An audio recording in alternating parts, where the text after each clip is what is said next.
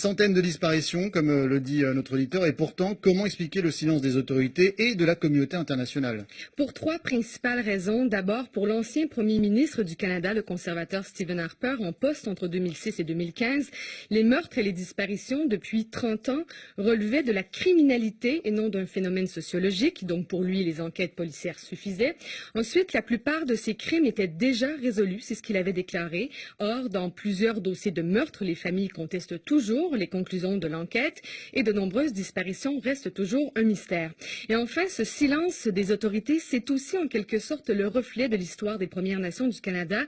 Depuis toujours, la classe politique canadienne se fait assez discrète au sujet des crimes commis contre les Autochtones parce que l'État a une part de responsabilité, notamment avec ce système d'assimilation des enfants qui étaient les pensionnats indiens religieux, qualifiés l'an dernier de génocide culturel par la Commission Vérité et Réconciliation. Alors, les plaies sont toujours vives aujourd'hui. C'est très récent, Nicolas. Le dernier pensionnat a été fermé en 1996. Les réserves autochtones créées par une loi qui s'appelle la loi sur les Indiens sont minées par la pauvreté, la toxicomanie, le chômage et la violence.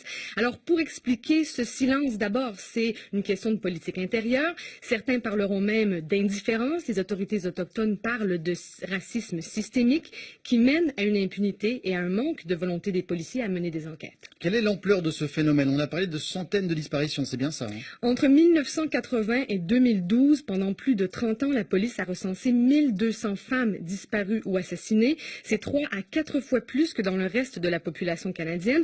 Un chiffre qui serait même sous-estimé si on en croit l'Association des femmes autochtones du Canada.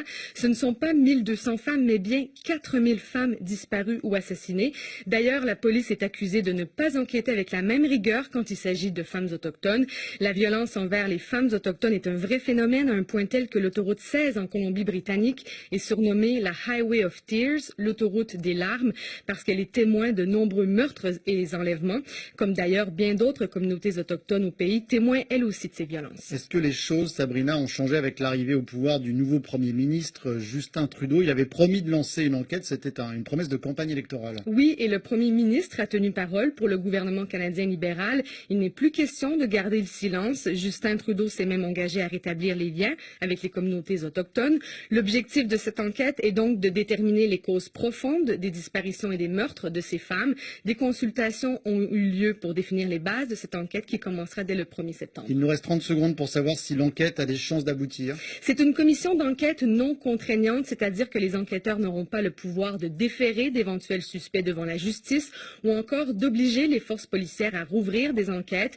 Malgré tout, dans les communautés autochtones, c'est un grand soulagement. Après plusieurs années dans l'ombre, les femmes autochtones souhaitent maintenant se faire entendre.